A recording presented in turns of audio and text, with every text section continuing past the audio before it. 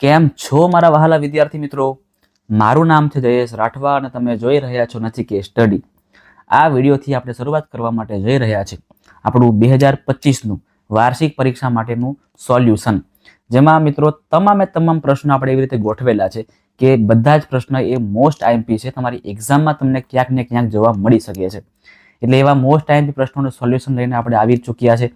હવે આખી જે આપણી સિરીઝ છે, જેમાં શરૂઆત આપણે વિભાગ અત્યારે બી થી કરી છે, ત્યાર પછી વિભાગ સી અને ત્યાર પછી વિભાગ ડી, અને એક્ઝામ વખતે તમારું વિભાગ એ આખું સોલ્વ હું કરાવીશ. ક્લિયર છે મિત્રો? તો એવી રીતે આપણે બધા જ મોસ્ટ આઈએમપી પ્રશ્નોને સોલ્વ કરવાના છે આપણા વિડીયોઝની અંદર. તમને બધાને ખૂબ જ મજા આવશે. જે વિદ્યાર્થીઓએ આની પહેલા દાખલા ક્યારેય શીખ્યા જ નથી, ભણ્યા જ નથી, તો એવા વિદ્યાર્થીઓને પણ આ વિડીયો જોશો ને એટલે બધા જ દાખલાઓ આવડી જશે અને એ ક્યારેય ભૂલી પણ નહીં શકે. આપણે તમને એવી રીતે ખૂબ જ સરળથી શીખવાડવાના છે કે જેથી તમે આગળ પણ મસ્ત કામ કરી શકો. ક્લિયર છે? ચાલો વધારે વાત નથી કરતા ને આપણે હવે શરૂઆત કરી દઈએ છીએ. આપણે વિભાગ બી માં સૌથી પહેલા આપણે ચેપ્ટર નંબર 1 લઈ લઈએ છીએ. નામ છે જેનું સંખ્યા પદ્ધતિ. બરાબર છે? તો આ ચેપ્ટરમાંથી કયા પ્રશ્ન જે ઇમ્પોર્ટન્ટ છે, મોસ્ટ આઈએમપી છે, પૂછાઈ શકે એવા છે, તો એવા તમામ પ્રશ્નોને આપણે હવે સોલ્વ કરીએ છીએ. ચાલો ભાઈ, સૌથી પહેલો પ્રશ્ન છે કિંમત શોધો. તમને મિત્રો આવા દાખલાઓ ખાસ જોવા મળી શકે છે, કિંમત શોધો વાળા. તમને શું ખબર હોવી જોઈએ? તો તમને જે સંખ્યા આપી છે ને એ સંખ્યાનો વર્ગમૂળ શું થાય છે, એ કોનો ઘાત છે, એ તમને ખબર હોવી જોઈએ. એક્ઝામ્પલ તરીકે સમજાવું તો તમને કહું કે ચલો ભાઈ 8 લખેલું છે, 8. તો 8 ને શું કહેવાય? તો કે 8 એટલે આવું કહેવાય 2 ગુણ્યા 2 ગુણ્યા 2 કહેવાય ને કે ના કહેવાય? કહેવાય. બરાબર છે? ચલો 2 2 2 3 વાર છે ને, તો 2 નો ઘન, એનો મતલબ કે 8 ને આપણે 2 નો ઘન કહીએ. ડન છે? ચલો 25 લખું તો શું કહેવાય? તો એને 5 નો વર્ગ કહેવાય. પણ 125 લખું તો શું કહો તમે? તો કે 5 નો ઘન કહેવાય. હે ને? આ તમને ખ્યાલ હશે, ધોરણ 8 માં આ બધું ભણી ચૂક્યા છો. તો આવી રીતે આ બધું આપણને ખબર હોય ને, તો આવા દાખલાઓ આપણે ઇઝીલી પૂરા કરી શકીએ છીએ. ડન છે? ચાલો હવે આને સોલ્વ કરીએ. જોજો 625 છે મિત્રો, 625. તો આ 625 કેવી રીતે લખાય? જોજો 5 પંચા 25, પછી 25 પંચા 125 અને 125 પંચા 625, મતલબ કે 5 ગુણ્યા 5 ગુણ્યા 5 ગુણ્યા 5 કરો તો આપણને 625 મળે છે. એનો મતલબ એવો થાય કે 625 એટલે શું કહેવાય? 5 ની 4 ઘાત કહેવાય. ડન છે? ક્લિયર છે? તો આપણે આવું જ કરવાનું છે સાહેબ, આપણે આવું જ કરવાનું છે. 625 લખેલા છે તો એની જગ્યાએ શું આવશે? અહીંયા 5 ની 4 ઘાત આવશે, ઉપર કૌંસ, અને અહીંયા જે છે લખવાનું 3/4. ઘાતની ઘાતનો શું થાય? તો કે ભાઈ ઘાતની ઘાતનો ગુણાકાર થાય, તો કરી દેવાનો 5 એવા ને એવા. અને આ જે આપણું 4 અને ગુણ્યા બીજી ઉપરની ઘાત છે 3/4, એનો કરી દેવાનો ગુણાકાર. 4 4 ઉડી જશે, 4 4 કેન્સલ થશે, તો શું બચે છે? અહીંયા 5 અને ઉપર 3 બચે છે. અને 5 ની ઉપર 3 મતલબ કે 5 ગુણ્યા 5 ગુણ્યા 5, જાણો છો તમે એવી રીતે 125 આપણો જવાબ થશે. ક્લિયર છે? તો આવા દાખલા તમને એક્ઝામમાં પૂછી શકે છે, કિંમત શોધવાની તમારે. ડન છે? ચાલો આગળ વધીએ છીએ. 5 અને 7 વચ્ચેની 3 સમય સંખ્યાઓ શોધવાની છે. 5 અને 7 વચ્ચેની 3 સમય સંખ્યા શોધવાની છે. જ્યારે પણ આપણને સમય સંખ્યા શોધવાનું કહે ને, તો શું કરવાનું? તો સૌથી પહેલા આપણે કેટલી સંખ્યા શોધવાની છે ભાઈ? તો કે 3 જોઈએ છે, તો 3 ને 1 4 કરી દેવાનું. લખી દેવાનું કે n કેટલી સંખ્યા જોઈએ છે આપણને? 3, અને 1 આપણે ઘરેથી લઈ આવવાનો. 3 ને 1 4 મૂકી દેવાના. હે ને? ચાલો આ 4 થઈ ગયા, એટલે n બરાબર કેટલા મળી ગયા આપણને? 4. તો આ 5ડો અને 7ડો એને આપણે 4 4 વડે ગુણી દઈએ અને ભાગી દઈએ. ચલો 5 ને આપણે 4 વડે ગુણવાનું પણ અને 4 વડે ભાગવાનું પણ. એવી રીતે સેમ આપણે ફરી કરીએ. 7 છે ને, તો 7 ને ફરીથી 4 વડે ગુણવાનું અને 4 વડે ભાગવાનું. ચાલો ભાઈ જોજો, 5 ચોક કેટલા આવે? 20 અને છેદમાં 4. 7 ચોક કેટલા આવશે ભાઈ? 7 ચોક 28 અને છેદમાં 4. બસ, તો હવે 20 અને 28 ની વચ્ચેની કોઈ પણ સંખ્યા લખી દેવાની. ધારો કે ચલો 22, 23, 27. ઓકે? અને છેદમાં, તો કે છેદમાં 4 છે ને, તો તમારે અહીંયા 4 ઠપકારવાના છે. 4 4 અને 4. આ થઈ ગઈ આપણી 3 સમય સંખ્યાઓ જે 5 અને 7 ની વચ્ચે આવી રહી છે. ડન? ચાલો એવી રીતે સેમ દાખલો ફરીથી કરીએ, પણ છેદમાં તમને આપેલું છે. જોજો 1/2 અને અહીંયા આપ્યું છે આપણને 3/8. ફરી 3 સંખ્યા જોઈએ છે એટલે આપણે n બનાવીએ તો n બરાબર કેટલા? તો કે 3 જોઈએ છે એટલે 3 + 1 કરવાનું, તો n બરાબર આપણને 4 મળે છે. તો ફરીથી આને 4 વડે ગુણવાનું, 4 વડે ભાગવાનું, ફરીથી 4 વડે ગુણો અને 4 વડે ભાગો. જોજો ઉપર કરો ગુણાકાર 4 × 1 એટલે 4 × 4 જ થશે અને 4 × 2 કરો એટલે 4 × 2 = 8 થશે. ડન. અહીંયા 8 તરી 4 તરી 12 થશે અને 8 ચોક 32 થશે. જોજો હવે ખાસ સમજો મિત્રો. અહીંયા હવે શું કરવાનું આપણે? હવે 4 થી લઈને 12 વચ્ચે સંખ્યા નહીં લેવાની. સૌથી પહેલા સમજો, 4 થી લઈને 12 વચ્ચે સંખ્યા લેવાની નથી. તો શું કરવાનું સાહેબ અમારે કહો તો આપણે શું કરવું પડશે? જોજો આપણે 32 છે ને 32, તો અહીંયા પણ આપણે 32 લાવવાના છે. છેદ સમાન પહેલા કરવાના. સૌથી પહેલા છેદ સમાન કરવું પડે. ચલો ભાઈ પાછી માથાકૂટ કરવી પડશે. 4/8 અને આ તો 12/32 છે જ. બોલજો તમે 8 ને કેટલા વડે ગુણો તો 32 થાય? બોલો તો 8 ને કેટલા વડે ગુણો તો 32 થશે? 8 તરી 24 ને 8 ચોક 32. તો કે 8 ને 4 વડે ગુણું તો ઉપર મારે 4 ને 4 વડે ગુણવા પડશે. 4 ચોક 16, 8 ચોક 32, 12 તો છે જ અહીંયા અને છેદમાં 32.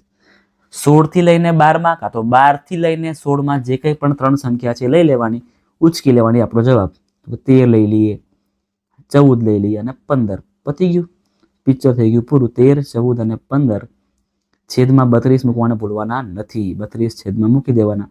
આ થઈ ગઈ આપણી 1 અને 3/8 વચ્ચે આવતી સમય સંખ્યાઓ. ક્લિયર? આગળ વધીએ છે.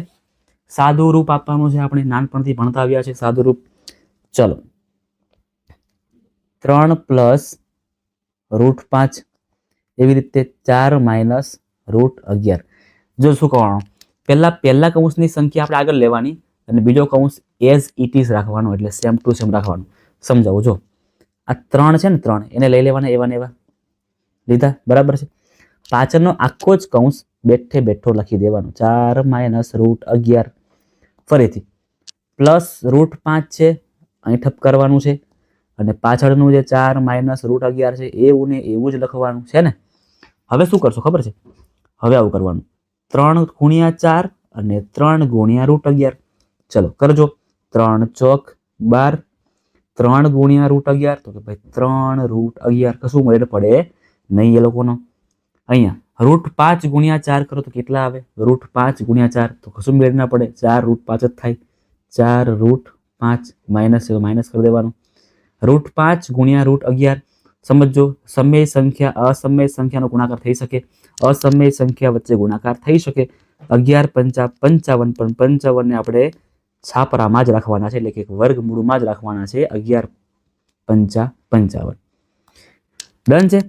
હવે જોજો અહીં કઈ થઈ શકે એવું છે? તો કે કઈ થઈ શકે એવું છે નહીં. આમાં 12 એકલો છે, આમાં પછી √11 છે, આમાં √5 છે, આમાં √55 છે. આનો કોઈ મેળ પડશે નહીં. એટલે આ થઈ ગયો આપણો જવાબ. આમાં આગળ કઈ કરવાની જરૂર નથી. આગળ 3 √5 અને 5 √3 નો ગુણાકાર કરવાનો છે. ચાલો કરી દઈએ છીએ. 3 √5 × 5 √3. 3 અને 5 નો સૌથી પહેલા કરીએ ગુણાકાર, બરાબર છે. પહેલા કરીએ 3 અને 5 નો ગુણાકાર, ત્યાર પછી √5 અને √3 નો ગુણાકાર કરી દેવાનો. બરાબર, બધા ગુણાકારમાં જ કહેવાય ને. ચલો 5 તરી 15 અને 5 તરી ફરીથી 15 એટલે 15 √15 આપણો જવાબ બનશે. 15 √15 આપણો જવાબ અહીંયા બનશે. આગળ વધીએ છે. ફરીથી સાદું રૂપ આપવાનું છે. જોજો અહીંયા તમે ધ્યાનથી નજર મારો મિત્રો. અહીંયા √2 છે, અહીંયા √8 છે, અહીંયા √32 છે અને અહીંયા √128 છે. તમને કઈ મગજમાં આવે છે ખરું કે ભાઈ આ કંઈક તો છે, મતલબ હે ને, કંઈક તો છે. આવી ગયું મગજમાં કે નથી આવ્યું? નથી આવ્યું? ઓકે, વાંધો નહીં. જો તમે સમજાવું શું છે. આ √2 અને √2 જ રહેવા દો, કઈ ના કરો એને. પણ 8 જે છે મિત્રો, 8 એ શું કહેવાય ખબર છે? એને આપણે 2 નો ઘન કહીએ છીએ, બરાબર. 32 ને આપણે 2 ના 5 ઘાત કહીએ છીએ, બરાબર છે. પછી આને 2 ની 7 ઘાત કહીએ છીએ આપણે. ડન છે કે નહીં? બરાબર ને. એટલે આ બધાએ 2 સાથે સંકળાયેલા છે એવું આપણે કહી શકીશું. એટલે આપણે 2 જ લાવવાના છે. ચલો કરી દઈએ છીએ આપણે. સૌથી પહેલા તો 5√2 પ્લસ 2. જોજો અંદર ભાગ કરી નાખું છું. 8 ના ભાગ પર શું પડે? 4 દુ 8, એટલે આ 4 ના 2 બહાર નીકળી જશે, -3. 32 છે ને, તો આપણે એને 16 દુ 32 કરી દઈએ. આ 32 નું શું કરી દઈએ? 16 દુ 32 પ્લસ 4. 128 છે, શું કરી દઈએ? 64 દુ 128. ક્લિયર? બધા થઈ ગયા. ચલો હવે જે કંઈ પણ બહાર નીકળે છે બહાર કાઢી લેવાનું. આ તો એવું ને એવું જ હશે. જોજો આ 2 તો છે જ, અને આ 4 જે છે એ બહાર નીકળે શું બને? 2 બની જાય, હે ને? √4 2 બને, √9 3 બને, √16 4 બને. એ તમને ખ્યાલ હશે જ, મારે તમને શીખવવાની જરૂર છે નહીં. ચલો એટલે 2 તો છે જ, અને બીજા આ 2 બહાર નીકળશે, એટલે કે આને 2 કૌંસમાં કરી દઈએ, અને બીજા અંદર √2 એવા ને એવા માઇનસ. ફરીથી 3. 16 જે છે એ બહાર નીકળીને શું બનશે? 4 બનશે, અને અંદર તો 2 એવા ને એવા જ રહેશે, જેલમાં પૂરાયેલા ને પૂરાયેલા.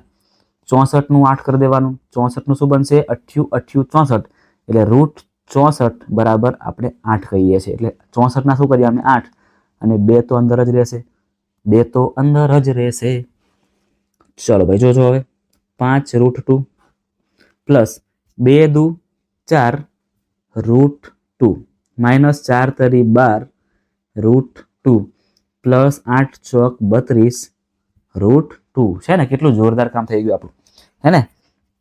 ચલો સૌથી પહેલા પ્લસ વાળાને પ્લસ કરી દઈએ, પછી બીજી બધી વાત. આ પ્લસમાં છે, આ પ્લસમાં છે, અને આ પ્લસમાં છે. તો પહેલા 32 પ્લસ 4 કરો તો કેટલા? 36. અને 36 ને 5 કરો તો કેટલા આવશે? 36 ને 5 41 √2. અને આ બાકી રહી ગયું -12 √2. √2 છે એટલે માઇનસ પણ થઈ શકે છે. 41 માંથી 12 ને આપણે ઓછા કરવાના છે. ચલો તો 11 માંથી 2 કાઢો તો કેટલા આવશે ભાઈ? તો કે ભાઈ 9 આવશે. 3 માંથી કાઢો તો 2 આવે, 29 √2 આપણો અહીંયા જવાબ થાય છે. બરાબર છે મિત્રો? 29 √2 આપણો અહીંયા જવાબ બને છે. ક્લિયર છે ને? આગળ વધીએ છીએ.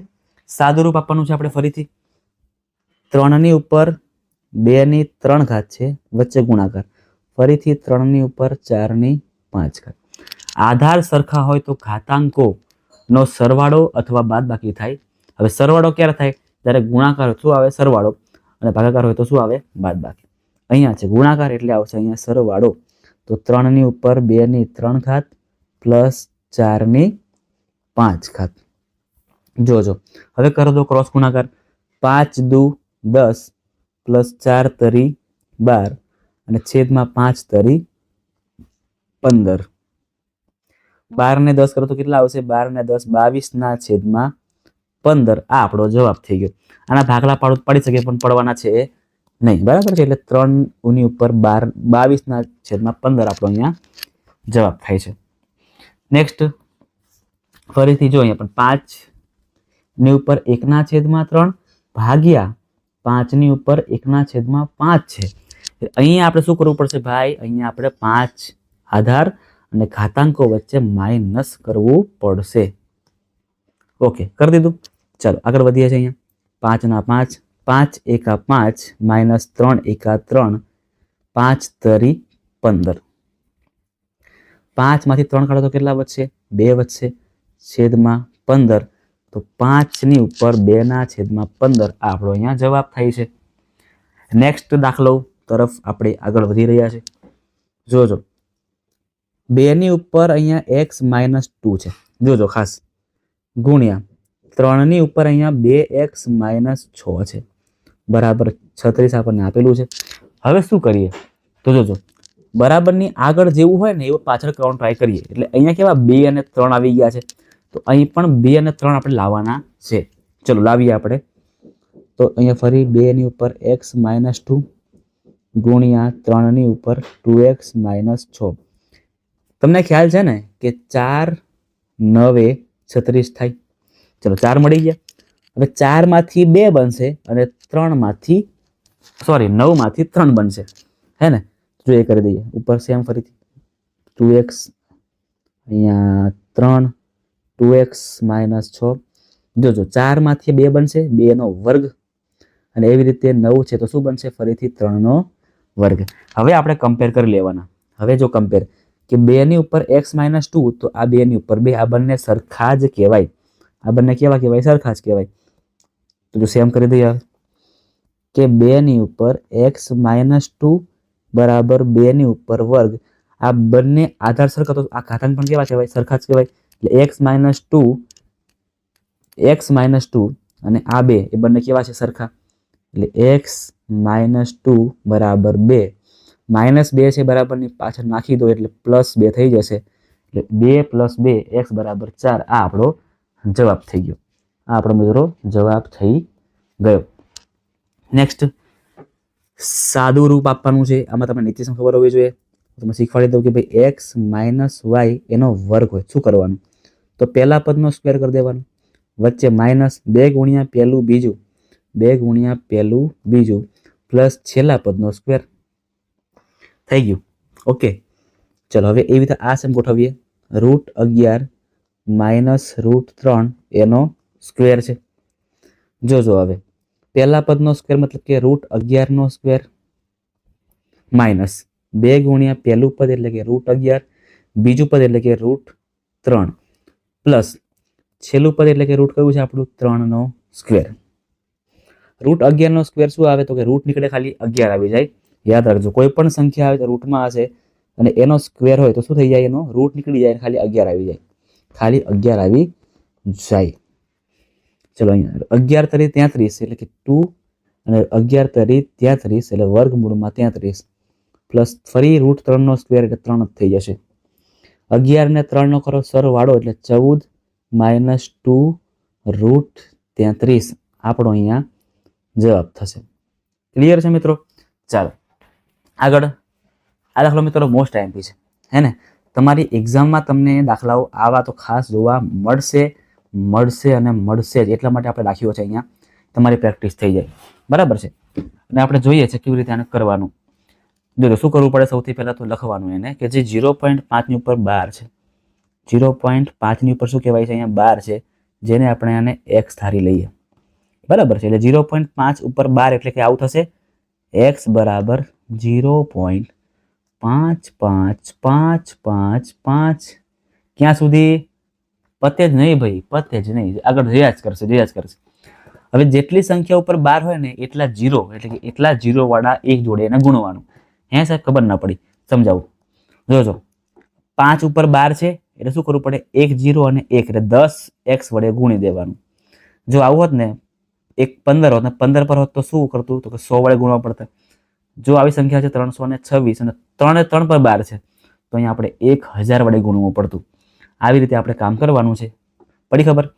ચલો 10x થી ગુણશું એટલે આ પોઈન્ટ અહીંયા ખસી જશે. એટલે અહીંયા 5.555 એ બધું આયા કરશે. હવે રિવર્સ કામ કરવાનું. 10x માંથી x ને ઓછા કરો. 10x માંથી x ને ઓછા કરવાના. તો 10x ની કિંમત કેટલી છે? અહીંયા 5.555 બરાબર. અને x ની કિંમત છે 0.555. 10x માંથી 1 હશે એટલે 9x વધશે. અહીંયા 5.0 થશે. જોજો હવે એટલે 9x બરાબર 5 તો x બરાબર 5/9. આ થઈ ગયું આપણું p/q સ્વરૂપ. આને કહેવાય છે p/q નું સ્વરૂપ. ડન છે મિત્રો? ક્લિયર છે ને? ઓકે, તો આ દાખલા હતા આપણા વિભાગ બી ના. હજી વિભાગ સી માં દાખલા ઘણા બધા પૂછાય છે, જે આઈએમપી ચેપ્ટર નંબર 1 માંથી. તો એ આપણે આની પછીના જો કંઈ વિડીયો આવશે વિભાગ સી ના, એમાં આપણે એને કવર કરાવી લઈશું. બરાબર છે મિત્રો? ત્યાં સુધી તમે લોકો આવા તમામ દાખલાઓની પ્રેક્ટિસ કરતા રહેજો. એસાઇનમેન્ટનું સોલ્યુશન આપણે કરાવતા નથી આ વખતે. તમને હું આ વખતે મોસ્ટ આઈએમપી દાખલાઓનું સોલ્યુશન કરાવું છું, જેથી તમને કોઈ પણ પ્રશ્ન પૂછે, તમને કોઈ પણ દાખલા પૂછવામાં આવે, તમે એને પૂરા કરી જ શકો. ક્લિયર છે? તો એટલા માટે મિત્રો ખાસ, જો તમે ચેનલ પર નવા છો અને ચેનલને સબસ્ક્રાઇબ નથી કરેલી તો ખાસ ચેનલને સબસ્ક્રાઇબ કરી નાખજો. બરાબર છે? તમને વિડીયો ગમ્યો હોય તો વિડીયોને ખાસ એક લાઇક મારી દેજો. તમારા મિત્રો સુધી પણ આ વિડીયોને અચૂકથી શેર કરજો. અને મળીએ છીએ આપણે હવે નેક્સ્ટ વિડીયોમાં, જેમાં ચેપ્ટર નંબર 2 બહુપદીઓ ચેપ્ટરના દાખલાઓને સોલ્વ કરાવીશું.